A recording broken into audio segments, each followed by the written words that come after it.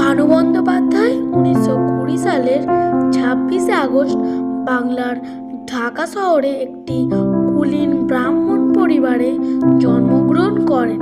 তার পৈতৃক নিবাস ছিল বর্তমান বাংলাদেশের ঢাকা বিভাগের বিক্রমপুরের পাঁচগাঁও নামক একটি গ্রামে।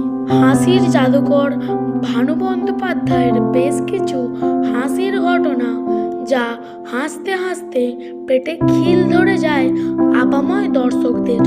দেখে নাও সেই কৌতুকময় দৃশ্য। বেটা ধরেই ফেলবে, অন্য কায়দা করে।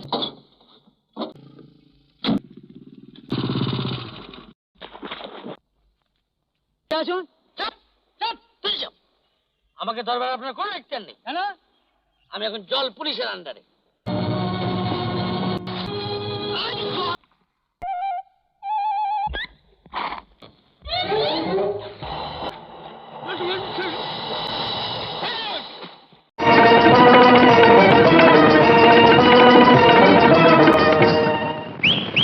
কে ওখানে উচ্ছৃঙ্খল আচরণ করছে?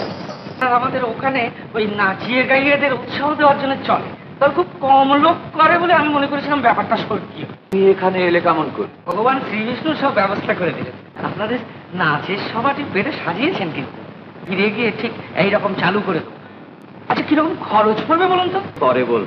মেনকা রম্ভা নৃত্য করবে, এদের থেকে তুমি তৃপ্তি লাভ কর। না না, ওতে আমার আর কোনো শখ নেই। সব পুরনো একঘেয়ে নাচ।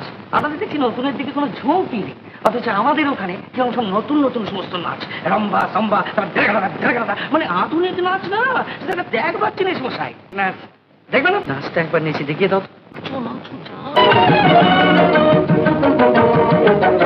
উদ্বসী মেনকা রম্ভা মাধুরীর কাছ থেকে আধুনিক নৃত্য শিখে না। হাতটা ওর উপরেই দেওয়া হোক। এর শিক্ষার ভার তোমার উপর দিয়ে আমি নিশ্চিন্ত হলাম।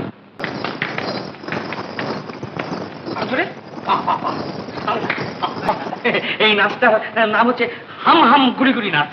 এবার অন্য একটা নাচ দেখাচ্ছি। কোমর দিল, কোমর দিল, আরো যে আরো আজ নড়ছে না। নড়বে না তো?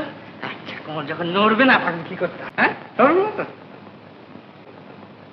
কিরকম? হ্যাঁ, ভিডিওটি ভালো লাগলে লাইক করবেন এবং সাবস্ক্রাইব করে আমাদের পাশে থাকবেন। ধন্যবাদ।